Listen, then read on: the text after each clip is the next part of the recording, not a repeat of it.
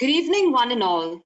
A very warm welcome to the sixth day of TalkLoop, a 7-day series of talks by professionals from different realms, which is conducted by RSET IEEE SB. We are honored and privileged to welcome our speaker for the day, Ms. Aisha Nazia. Ms. Aisha is an alumni of the TKM College of Engineering, Kollam, where she completed her B.Tech in mechanical engineering. She is also a football enthusiast and was a former player. She has volunteered at various sports leagues like the FIFA Under-17, the ISL, and the NBA, to name a few. She is a constant advocate of sustainability and has co-founded an organization called Start Change Today. She has always been an active member of IEEE and has served at various positions. Ma'am, we are truly excited for today's session. Before we begin, I would like to remind our audience that we shall have an interactive session at the end of the talk. So if you have any questions, please do drop it in the comment section below. Without further delay, I hereby would like to invite Ms. Aisha for today's session. Over to you, ma'am. Thank you, Alina, and also thank you to Rohit who sent me the invite for this talk series and this opportunity to be a part of this initiative. Likewise, the introduction was pretty much about everything I do, so there's nothing much to add to it.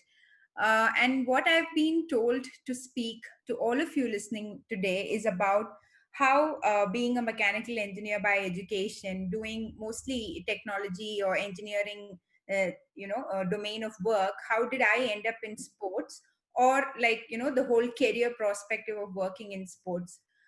So I'm just going to quickly take you through my journey on how it started, how I landed up there, and what were the good things that I got because I was a part of it, and how that really helped me to focus on work otherwise.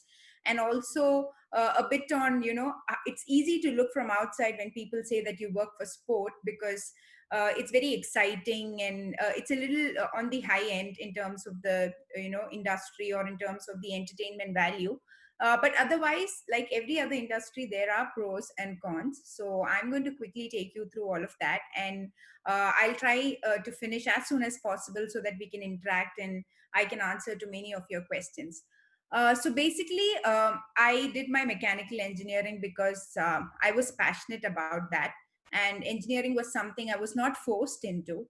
That was something that I chose for myself because if we consider the multiple options that we have once we finish our schooling, I chose engineering because I like it. Like by default, say in the 12th grade, I liked physics, chemistry, and I didn't like biology much. So I was sure I didn't want to become an environmentalist or I didn't want to do doctoral studies. So engineering was easy as a choice because that was something I liked.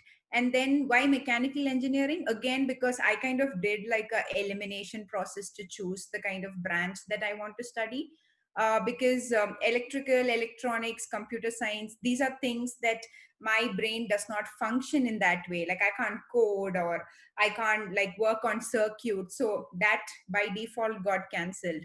And then civil engineering, I looked at it, it's a lot of effort. You have to draw, you have to it's a lot of art in it, and I'm not a very artistic person.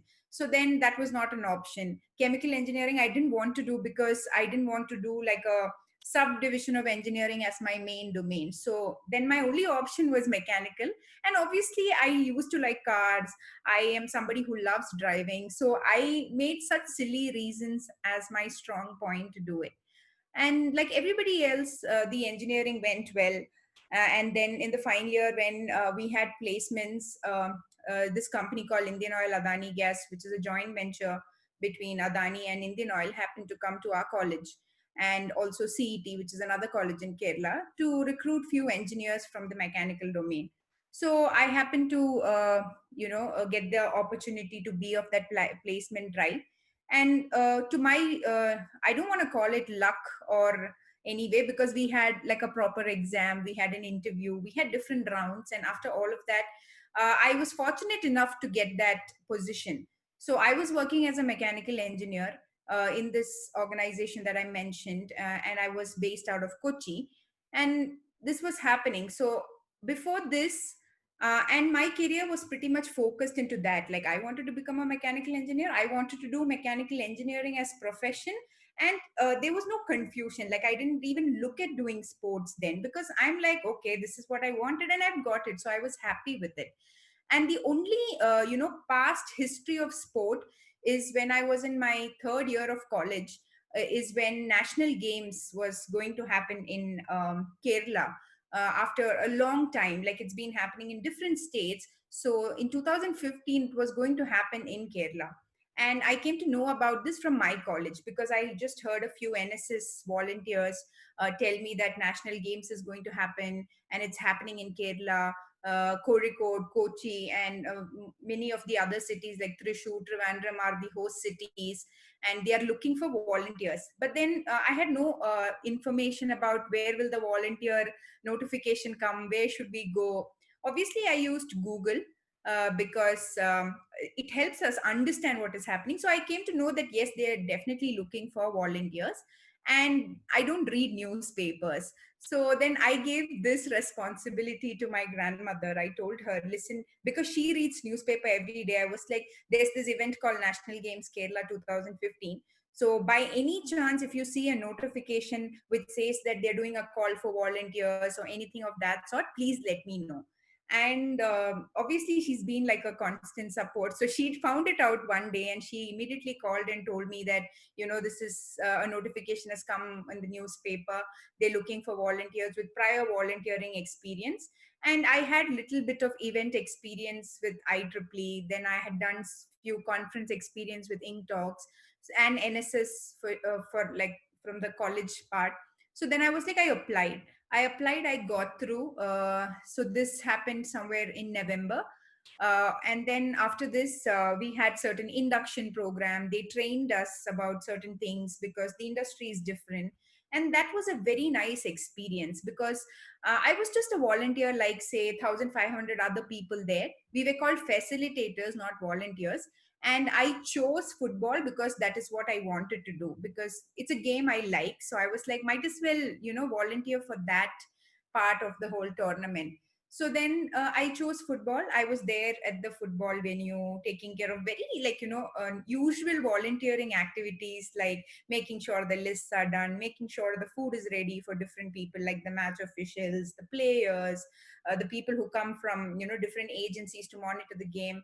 So it was just giving me an insight of how the whole sports scenario works, or how does, like, when we watch a football match on a TV, we just see the match, but we really don't know what all happens at the back end. So for me, though it was just a volunteering experience, it gave me insights to, oh, this is nice, this is like a good opportunity. I at least, and I tried my best to exploit that opportunity for the good, because I made sure that I learned anything that was like that made me curious.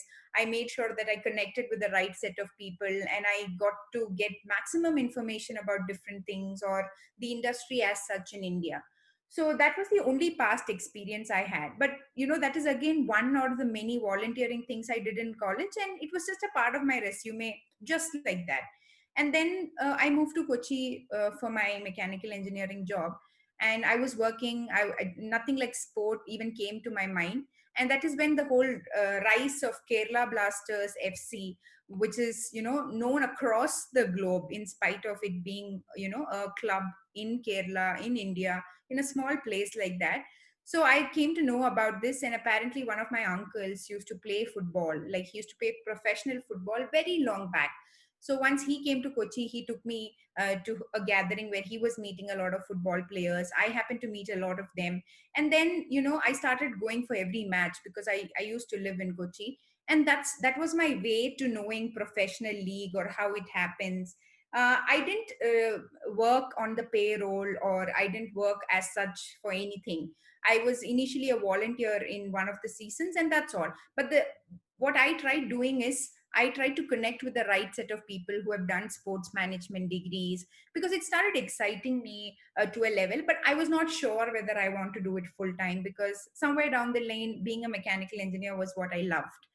And then this journey again, kept, like, Kerala Blasters were going through the ISL seasons. There was 1, 2, 3, and then during the third season is when, I think by second season I came to know that the FIFA World Cup is going to happen in India. So I've been watching the FIFA World Cup, maybe my since my very, lower school days, like from my lower primary school days. So, and because I loved the game, it somehow attracted me. I'm like, oh my God, FIFA is coming to my country and doing an under 17 World Cup. I really wish I could have been a part of it. So it was just more like a dream. But then when I actually went into their website, I checked out how they're hiring and what are the criteria that they're looking at. I didn't really see people ask for a sports management degree, because I had that notion that they're going to only take people who have a sports management degree. Like, that was an assumption that I had, which I didn't see when I looked at the FIFA hiring or open positions for the India tournament.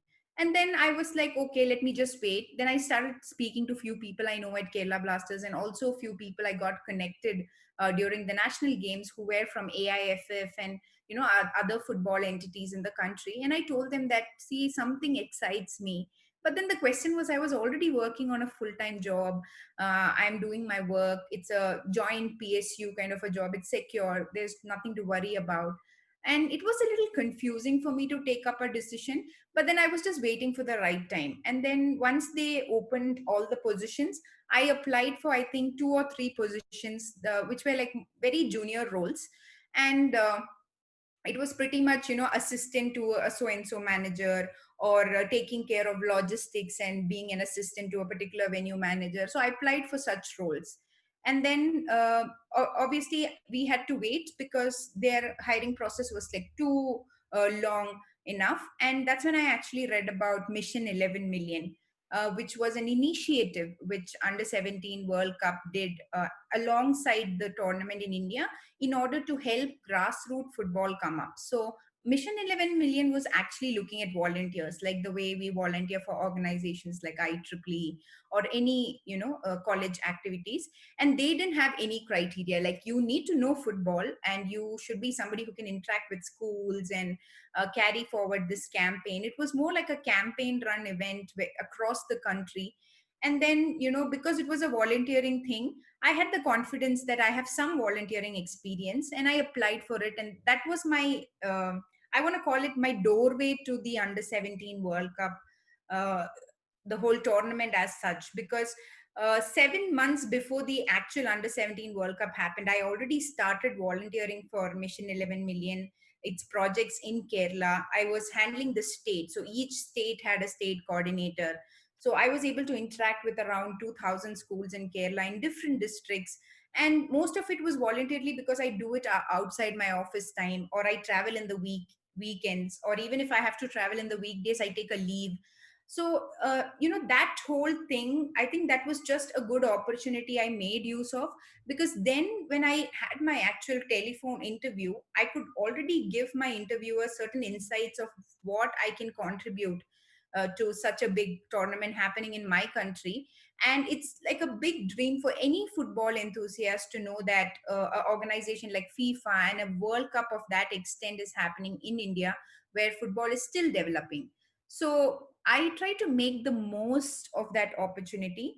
And I did clear my interviews. But the problem was, in my final interview, the question was, this is a full-time role. We can't do it like the way you did volunteering for Mission 11 Million or so. So how are you going to manage? Like, are you ready to leave your job? Just like any, any parents would never want somebody to just go hop onto a 3 or 4 months role, resigning a very secure professional job that somebody already has. So then it was a lot of arguments, a lot of questioning. But then even I was helpless. I didn't really want to leave that job, because FIFA comes and it just goes back. You're not never a permanent employee there. You just work only during the tournament, and then it's over. Once the tournament is done, then they go back and it's done.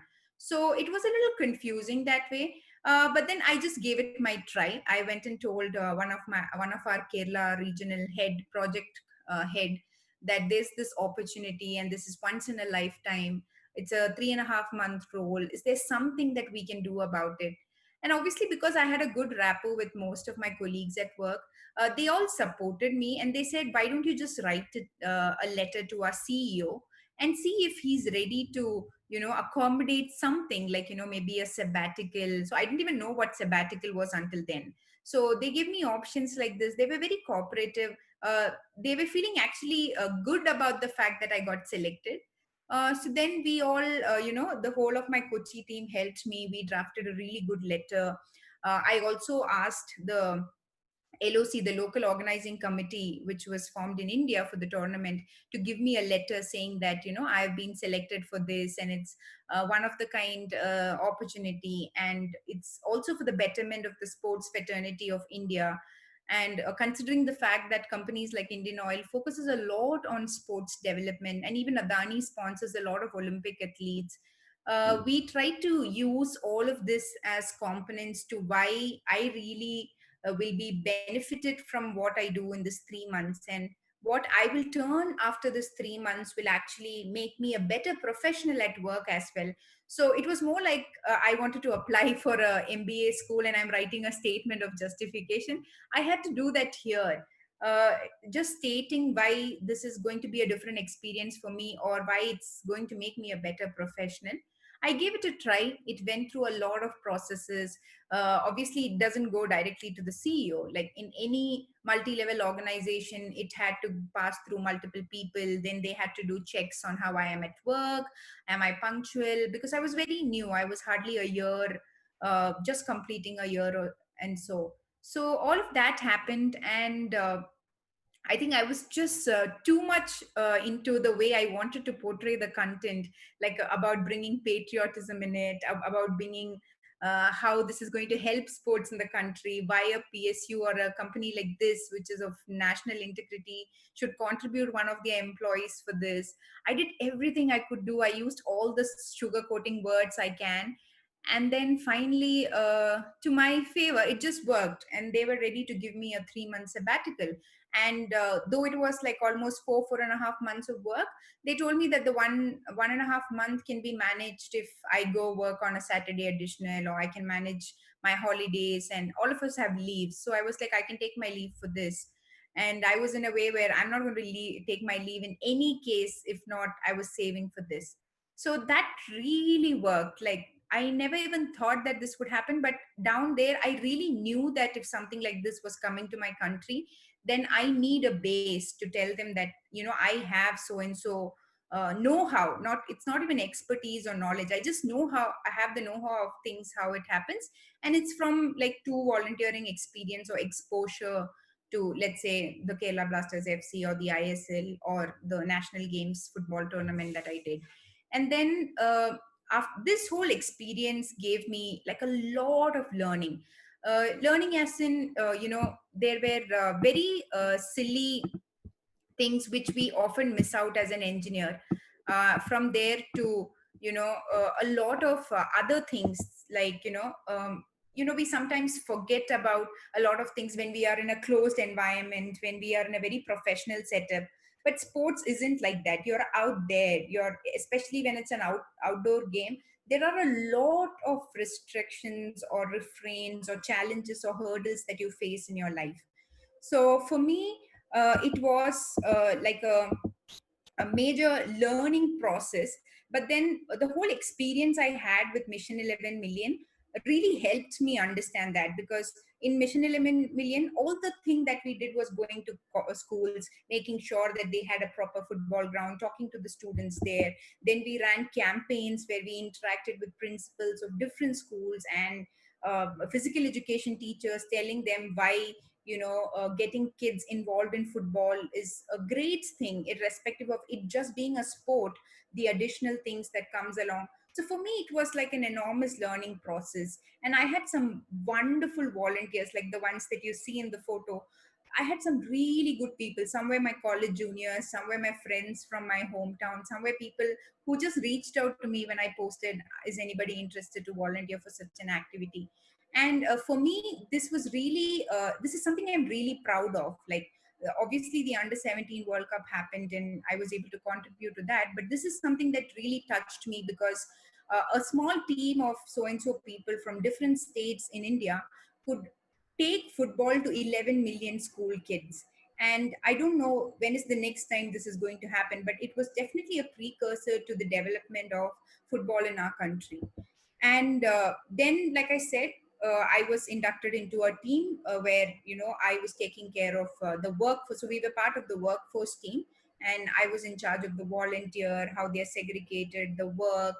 So, like the ones that you see in the photo, all of them had some or the other prior experience with working for sport or contributing to a sporting stadium or in one or the other way. So I definitely had my own insecurities to how will I be able to perform. Everybody else here has some prior experience or has done some degree, or they know how to run this. But then, somewhere I think all my colleagues were so cooperative. My initial 1 week was like too much of learning, but then I put a little extra effort so that I get to know things and I can just level up myself so that there are no flaws from my end. So that journey was really great. I had like a wonderful bunch of volunteers and from across the state, and people from different domains. Like, uh, the one thing that I really loved about FIFA is the way they really look at inclusion and diversity. And that was the first time I was really, interested in it. And even till date, if I'm told to say four words that I really like, then it would be technology, sports, sustainability, and inclusion. Because the way they made sure that, the volunteer pool had women who are housewives, it had men who are, into different careers, it had people who are retired, it had people who are specially abled, it had students from college, it had people who are, busy in their corporate life but have some space for volunteering. So the diversity and inclusion that I kind of saw there was very eye opening to me, which living in a country like India is so hard. But because they had a rule like that, out of around, we had like around 9,800 plus applications that came only for the state Kerala, just for the Kochi venue. Picking up 250 people out of that was like a big time task. And there were a lot of procedures to it. We had to do a lot of checks, make sure that this 250 people can manage the whole tournament that is going to happen there, all the matches, all the departments, all the necessary requirements, because the core official team is hardly say 20 people. The rest, everything is done by these volunteers that you see on the photo. And for that, I really wanted to have a good team as well, because I can't be the voice to all the 250. So then I really worked at picking those people, the ones that you see on the left.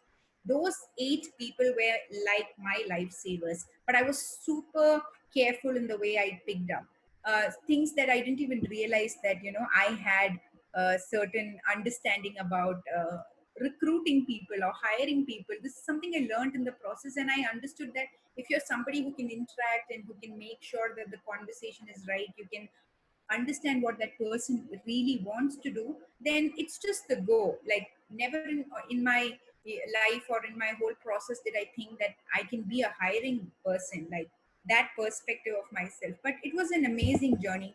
And this was something that happened during that time. It was Onam, and it's a very celebrated festival in Kerala. And we all wanted to do something different. So, we just geared up and we said, okay, let's just make a flower carpet, but let's just make it big. But obviously we were lazy enough to, make like a big art. So obviously we've printed a flex, so whatever you see, there is a flex below it. But then at the end of the day, we tried to make it so huge that even we didn't realize that the next day it was all on the newspapers.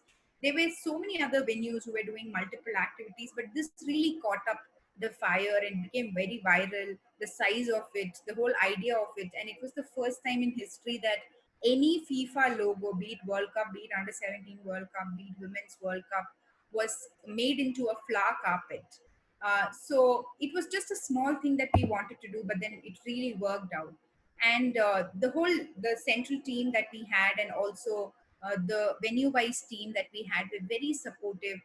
It was a great learning experience from people across the world. Like, we had people from Europe, we had people from the US, we had people from Honduras. Like, The people that you work with are coming from across the globe, and they bring so much insights. People who have worked in cricket in Australia, people who have worked in cricket in China. So a lot of learning happened, and I don't think when we are in a conventional organization you get this kind of exposure into what a global fraternity will look like. And uh, and one good thing that I realized is in sports, there is no multi-level structure. Like everything is pretty flat. Like everybody you see in this photo are pretty much people who have spent easily 10 years or above in the sports industry or have contributed to sport. But I happen to notice the fact that nobody was called a sir or a madam, or there was no unnecessary or mm, very I don't want to use certain words because that's not exactly what I want to say. But sometimes when you have a flat structure in the organization or in the industry that you work in, there's some kind of motivation that you get because you're truly judged on who you are, and you're truly looked up to for the contributions that you do, not for your age. I was the youngest, like in the whole picture that you're looking at, which was our core team in the Kochi venue, including both FIFA officials as well as the LOC. I was the youngest. I was just 22. But then that wasn't a problem at all because everybody was looking at how we contribute. They never considered me as a kid or I didn't know things. They knew that if something was assigned to me, I can do it. So that kind of confidence you don't really get when you work in a very conventional setup, or when you don't have like new challenges every day. And another thing about sports is that every day there's something new. Like you have to be up for anything. And it's similar to what mechanical engineering is. You never know what you are. You can't say that I'm a woman, I can't do it, or I don't think I'm physically fit. There's no excuses one. Like we used to play football when we have free time. We used to like do any kind of work that comes to us. There was no like strict bifurcation of this only should be done or this should not be done. And that definitely tried to put into my whole perspective of how I judge myself, that we are not one person. There's multiple ways of how we discover ourselves. Our passion might be different, what we like might be different, what we eat might be different. But then at the end of the day, when all of us are together, these are things that we often hear in motivational speeches, or when we read things on the internet. But unless we don't go through it, it doesn't really come to us. And this was something that happened after that. So we had a volunteer center. Like it is as per the regulations or guidelines from FIFA that there is a volunteer center, and this is the space volunteers will be occupied, where their clothing will be kept, all their merchandise is kept, all the beverages for them is kept. Like it's a it's a huge space where all these 250 people spend when they are not working. So we had games there and all of that. And I was just thinking, is there some way we can make this interesting? So then I met these two volunteers whom you see on the screen, who are a part of a startup called Unoyans in Kochi, and they applied as volunteers and they were selected as well. So one is a designer, one is a script or a content person. And then I happened to ask them, see, I'm somebody who loves wall art. Are you guys up for some, really good wall art in this room? Because seeing these plain white walls, it doesn't really excite me, though we are spending a lot of time here day and night. Some days we don't even go home, we just sleep there because the next day it's early, and by the time we finish something it would have been late. So then we decided to paint that room, and then we used a lot of old materials, like the bicycle tires that you're seeing, or broken plastic cups which is converted into football. And then we used paper plates and tissues. And then like even the way we used a fire extinguisher, because we can't really remove it because it's a mandate, and we wanted to make the best use of it. So we kind of designed that, and we just did it because we felt good about it. There was no, like, we never wrote to somebody, or we never told people that we are doing it. Obviously, for the process of approval, we told our seniors who are based out of Kolkata that in the HQ we are going to do something like this, and this is the cost involved. And we tried. Obviously, there's no cost of painting because it's volunteers who are doing it. But in terms of paint and the requirement, and why we need to be there during the night, because we need to finish this off in 3 days. So all of that was done, and we were just fine with it. We were enjoying. We had like a very nice 1 month of tournament. And during one of the tournaments, the editor of the FIFA online content happened to pass by this room, and he got inside and he looked at it and he's like, wow, this is nice. And then he wanted to know who's in charge of the room. Somebody sent him to me. He came to me and asked, can I take an interview of yours? I was like blown out. I was like, what are you even asking me? Like, the whole, this particular person is somebody I've been looking up to. Like, he is the editor of so and so. And then there was somebody else called Huey, who's a Getty Images photographer, who had come down again for the photography of the whole tournament. So he went up and took like some really beautiful pictures, including the picture that you're seeing here. And then they wrote an article on FIFA.com. And frankly speaking, the whole of us, the whole of the Indian team that was working on this, had no clue this was happening, because we just answered few questions. He asked us, why did you do it? Who did it?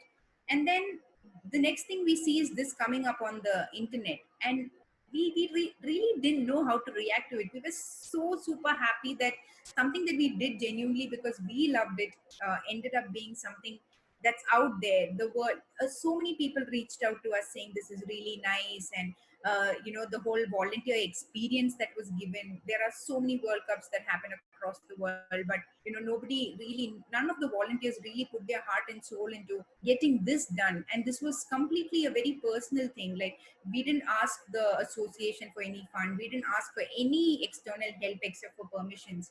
So what I realized with this incident is the fact that sometimes things that we really do because we like it can take us to places we genuinely had no idea that this would be covered, or this would be a feature that would be there forever for anybody to go pick up FIFA.com and type this and see this article there of why we did it, and the whole inspiration, or why is this very close to our heart. So that experience actually gave me a global exposure. And that's when I really thought of, when I went back to my office, it was a major shift. It was like I went to space and came back. Like, there was this whole problem for me to focus. I'm like, why am I not able to do this work? And I started realizing that I'm more of a people's person. I love doing operational work or organizing things, or how inclusion or diversity has become a major part of me. How discrimination or criticism which is affecting somebody else's life is something that's becoming very irritating, or is not comfortable for me. So I realized a lot of good things from it. And then again, I was back to my mechanical engineering job. Things were going all fine. I got married and I had to move to Bangalore. And here, after coming to Bangalore, got into few technology based startups, and my job profile kind of changed from being a mechanical engineer to more of a product growth and strategy and business development kind of role. And when this was happening is suddenly when one of the colleagues who worked for NBA but who came from Switzerland happened to refer me to NBA. Somebody he knows that NBA, because NBA India Games was going to happen in India, in Mumbai. And I was not somebody who's too much into basketball. Yes, I knew basketball. I had some really good athletes that I was looking up to because I've read few of their books or about their life. But I'm not like an ardent basketball fan like I am when it comes to football. But then I didn't want to say no to that opportunity, because one is because of the brand value. Second, because it's a major game. Like, two main teams from is coming down to India, and they're doing like this 1 day tournament where it is like it's extensively 10x times more organized or more functional or more by the guidelines when compared to FIFA.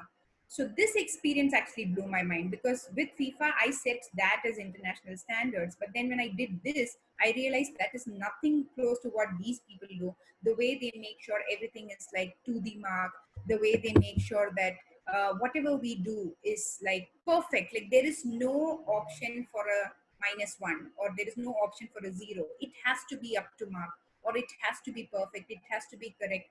Even small things like how it is center aligned, or how are we managing things.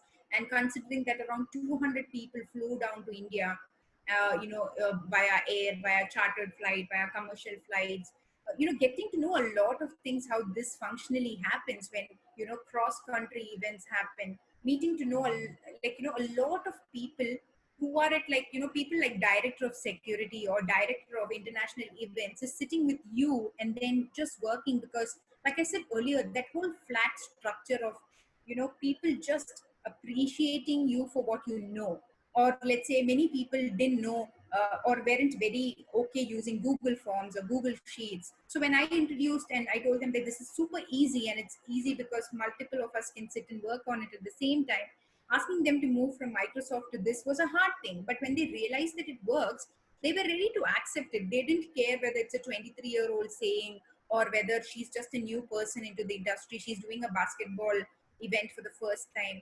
None of this was an issue. So for people to accept was much easier. But one major problem that I realized is, be it NBA as well as FIFA, or let's say ISL, or any sporting tournaments for that matter of fact, has a very less number of women who work for them. So if you take like a whole bunch, like even if you look at the earlier images that I showed you, it would have been like a bunch of men and would be like one, two, three women out here or there.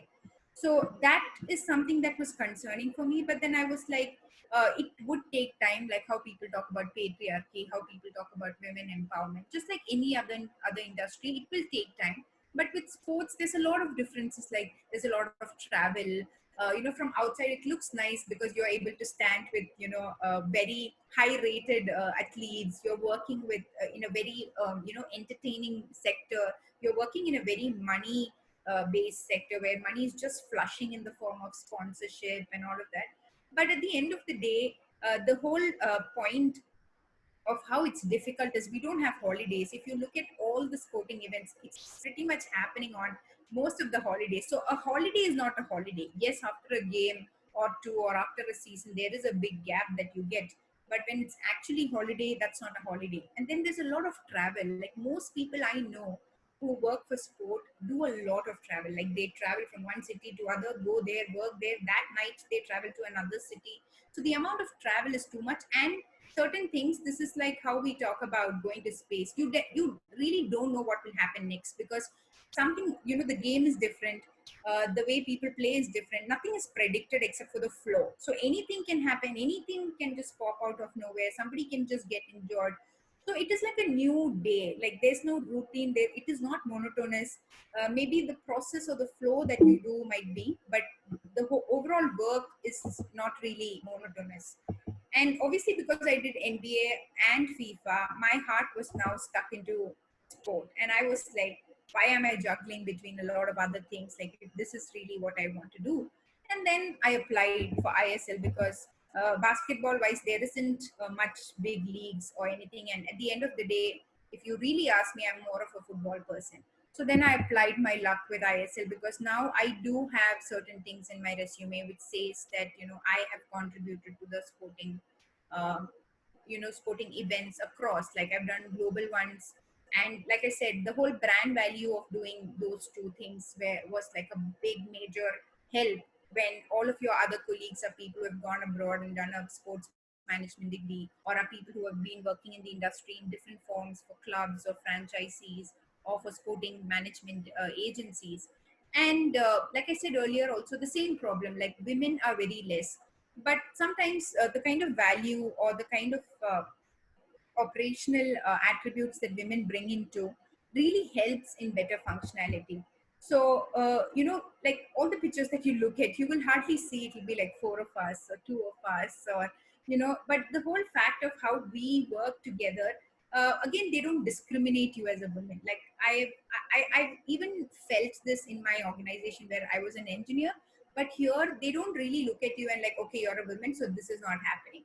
So it, like, the way they look at it, because the industry looks at the, gender without any bias, is a very sweet spot to be in. But there are, like I said, there are some pros, there are some problems that we do face. And people have a notion that if you're a football fan, okay, I can be a football sporting person or a managerial person, but that really is not how it works. Like, you really need to know what's happening. Even if you don't know the game, it's okay. Like because it's the football players who are playing it. Only if you are somebody who's directly associated with the competitions department or with the game departments, if it is NBA, or the nomenclature is different, is when you really need to be aware of what is happening on the pitch. You can do an IPL even if you don't know much about the science of cricket. So it is more about how you want to do business, or how you're looking at sport as a project, and then what are your skill set that you can use for it. So it is like, what I've realized is, no matter what role you do, we can't confine ourselves to one person. I've simultaneously been doing my tech stuff also, because I was kind of confused, where do I place myself. And then obviously this whole sustainability thing was happening, and I start change today, because it's not like a money making project, or it's not like a startup or anything. It's just a volunteer run initiative, where we try to go to schools, where we try to go to communities and help people who have resources much, to make sure that we use it in a very responsible manner. So it's all about being responsible. So same ways, like, we have to be responsible for ourselves. We can't confine ourselves into one person. We will find a new person in ourselves every time we do something new. So unless we don't really go out there and do it, it really doesn't happen to us. So one thing, if you really ask me, what I've learned is, unless, those who can, they always do it. Obviously, it is up to you whether you want to lift your hand or whether you want to speak. But those who really want to do more are the people who volunteer.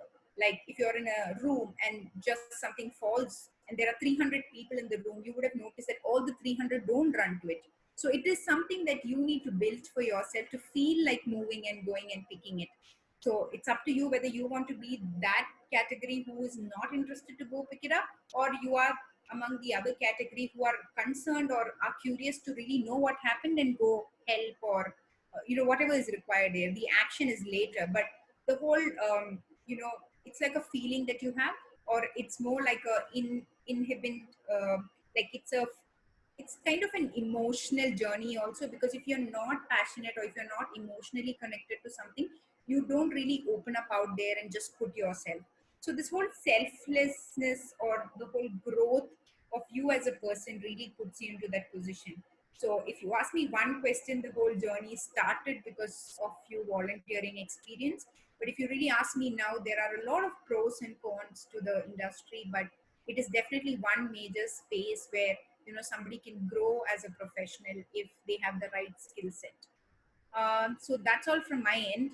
I am open to taking questions if you guys have any. If you guys are curious to know about anything, or any obstacles that I faced during the journey. Over to you, Alina. Thank you, ma'am, for that session. Yes, ma'am, we have a few questions. Our very first question is from Royce Lee John. His question is, being a mechanical engineer, why would you choose IEEE over ASME or SAE? What made you join IEEE, and what did IEEE have in store for you? Okay, so that's a very interesting story that I have. I did not join, so I was a part of both the organizations that the question has arisen. But the thing was, it was too technical. So when you say you're a mechanical engineer, you needn't be somebody who builds car. You can be like a person who does research. You can be somebody who does a product analysis. So you needn't. So people have this thing that if you are a mechanical engineer, then you are like that Malayalam movie that we know, right? You are the guy with the spanner and the screwdriver. Not necessary. Like that is just like how computer science engineering is. You can be a developer. There are different ways of what you can be. You can be a data scientist. So similarly for mechanical engineering also, I was not into the going and doing things. We had, a lot of diploma engineers or people from agencies who do the actual work, but we are people who learn the process. We are people who monitor it. So that is, I realized this when I actually passed out of college. But IEEE happened to me because in the first year of college, 3 days after I joined my college, I happened to see that a lot of final year seniors are walking into CS classrooms and electrical classrooms and talking about an organization, and they're explaining like it's international, it's going to make your life so good.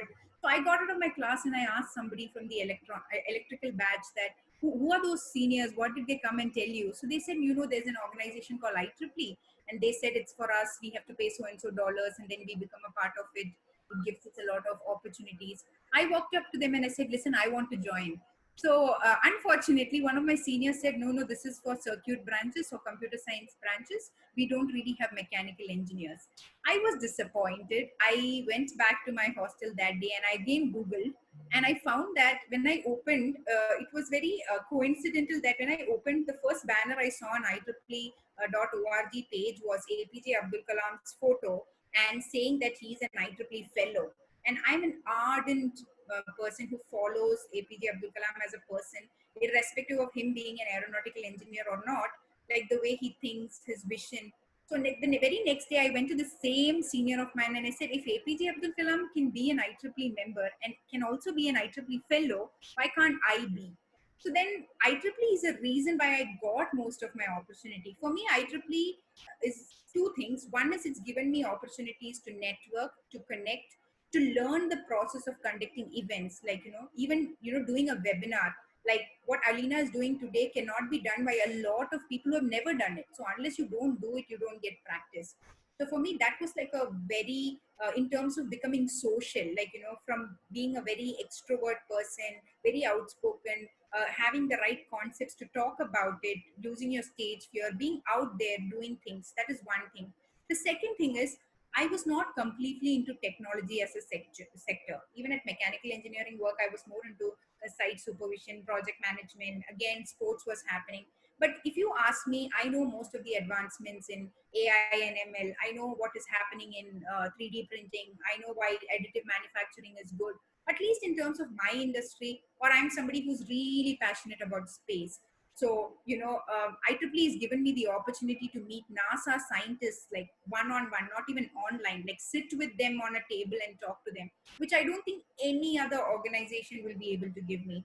So IEEE does two things to me. One is keeps me updated on any technical advancements that's happening or gives me information about any technology that excites me. And second thing is the networking, the exposure, the global exposure. If not for IEEE, I'm sure I wouldn't be able to meet somebody from NASA. I'm sure I wouldn't be able to meet somebody who's an alumni of Harvard or MIT. So these are all opportunities. Forget all of that. Even in India, like ISRO research lab project head is somebody is who's not reachable for anybody or everybody, but you get to be a part of an event where he's speaking or talk to him.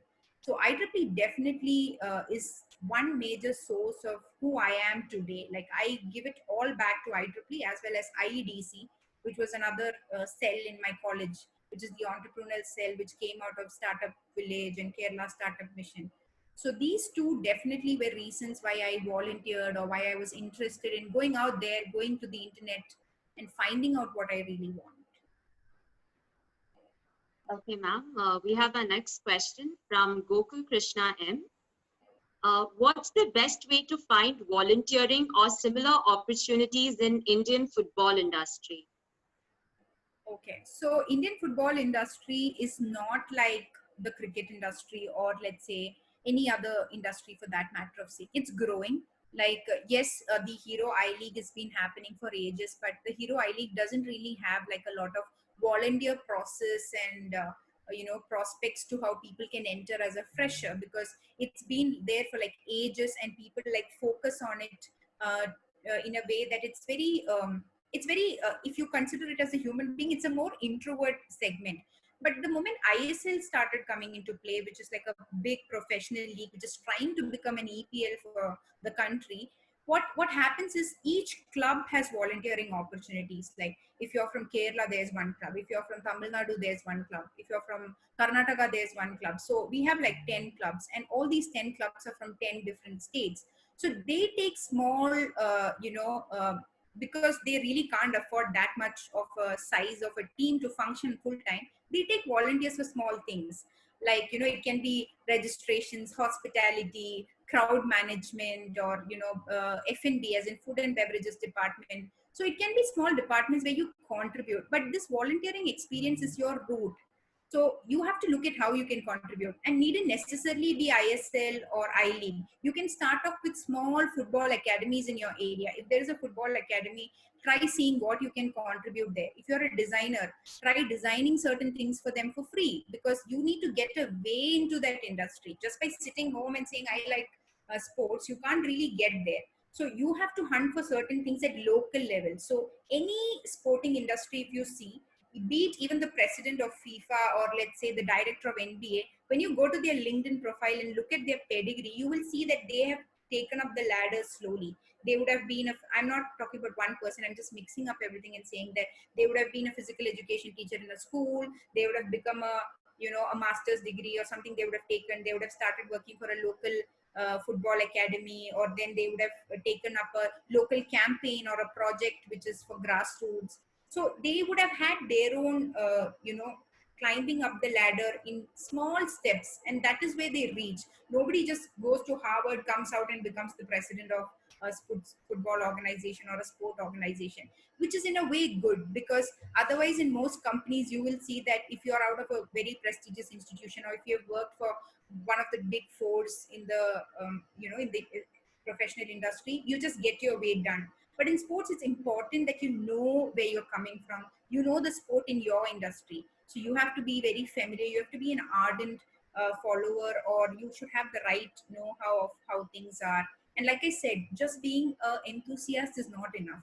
You should be good at what you're doing also. Like in IEEE, in the first year, all I did was sit outside the room writing registrations, but it just got better every year. Like it went to a level where today I can be a chair of a small forum that's happening in an international conference. So it didn't happen overnight, it took 8 years, and it happened slowly. If I would have said, oh, doing registration is boring, I don't want to do this, and I would have shown all the you know tantrums that I want to throw and gone off, then this would not have happened to me.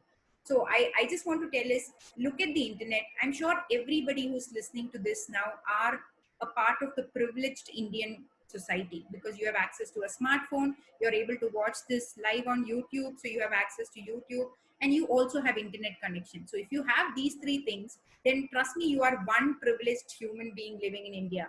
And in that case, make sure that every day, at least 5 minutes, you go on Google and you do something that will benefit you as a person or a professional. I'm just asking for 5 minutes out of 24 hours, but this can really change certain things that you think is the way it happens, but it will give you insights of what you need to do. And you have to find your path. I had a different path. Even I told you my whole journey of how it started, where I am today. But if you actually copy my path, it didn't necessarily work with you, because you're a different human being. So you have to, customize your plan and your path, because unless you don't have a plan, you can't even change your plan. So make sure that you have a plan. Needn't be like a 10-year goal or 20-year goal. At least have a plan of what you want to do next day or next month. So my only answer to that would be, just keep googling, finding the right things, making sure that you make the most of the privileges that you have.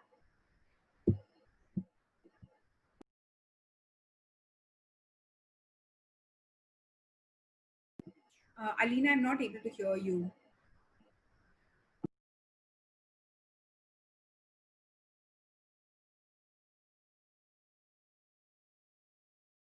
Am I audible now, ma'am?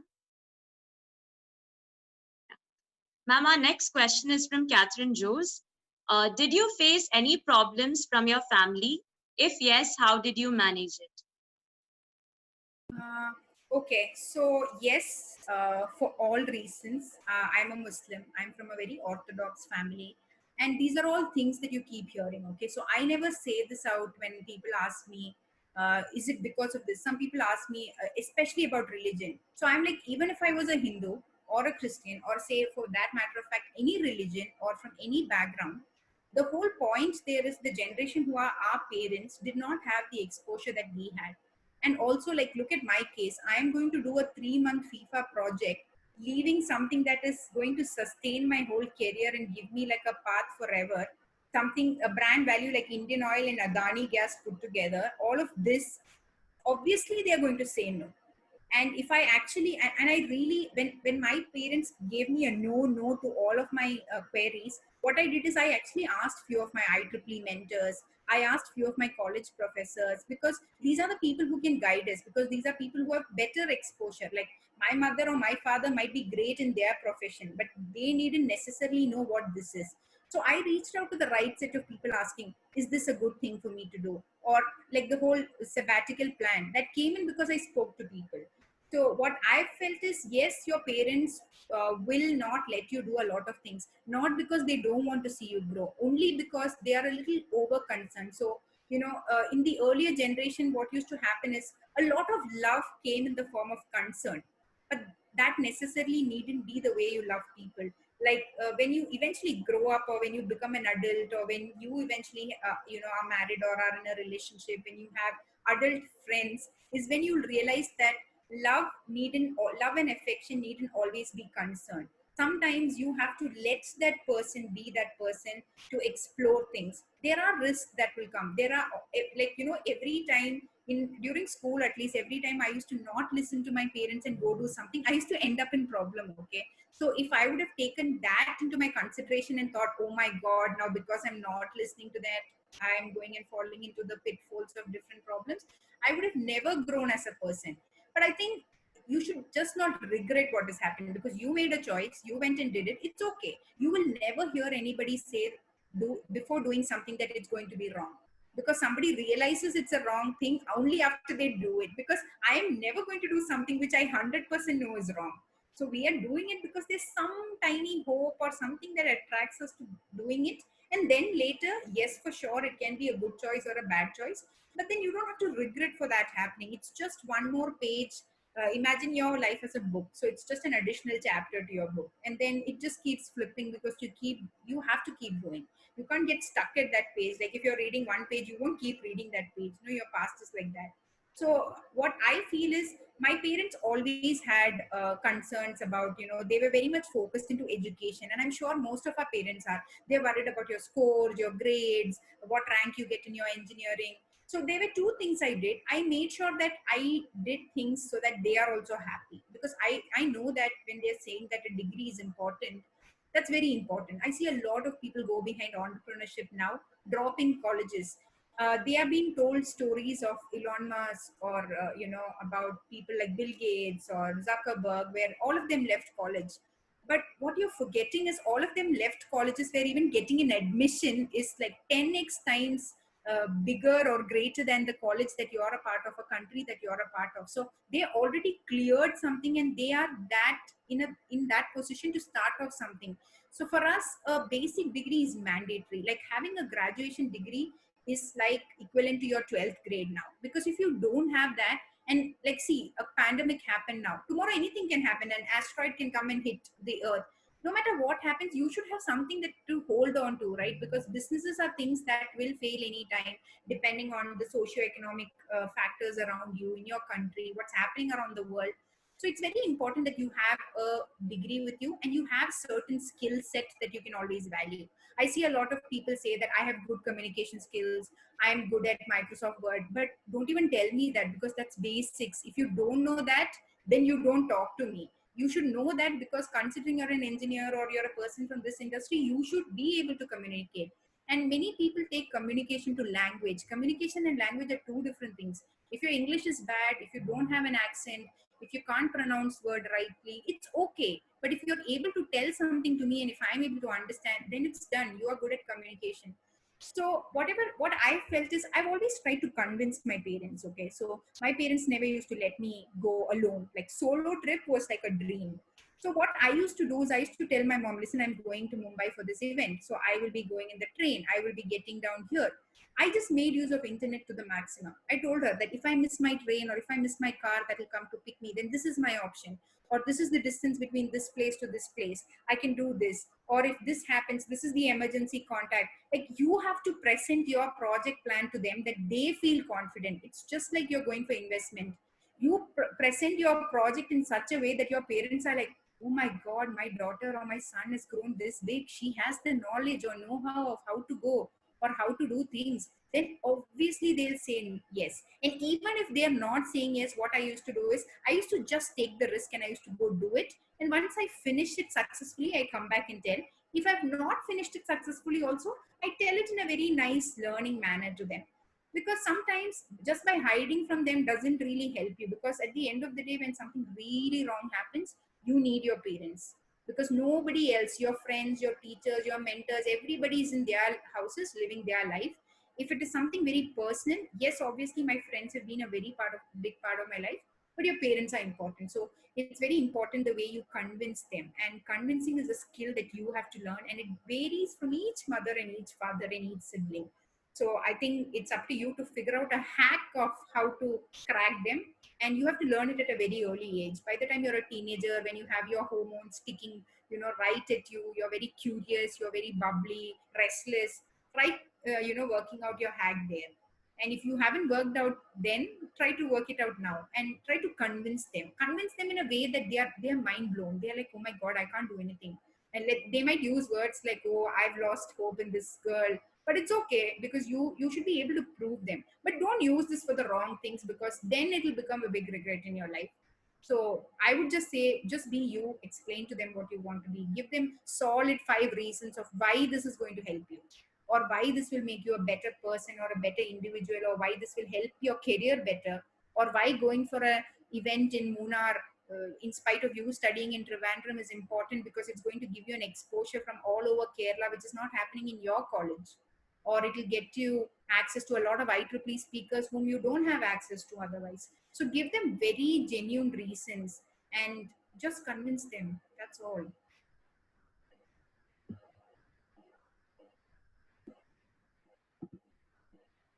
not able to hear you. Uh, Ma'am, that was truly eye-opening. Thank you for that. And ma'am, that would have been our last question for the session. Thank you, ma'am, for such an incredible session. Personally, ma'am, the question answer session was very informative.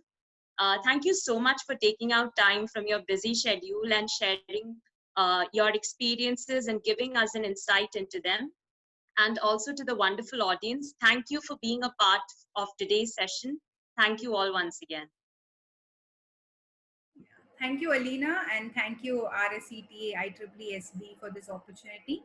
I really wish everybody a great journey ahead, irrespective of whether COVID lasts or not. I'm not going to give you the usual things that you hear on the TV, but just make the most out of this situation, because you are definitely in a good position. You're not affected by this at all, considering the rest of the people who are affected by it. So make the most out of this time, and make good use of it.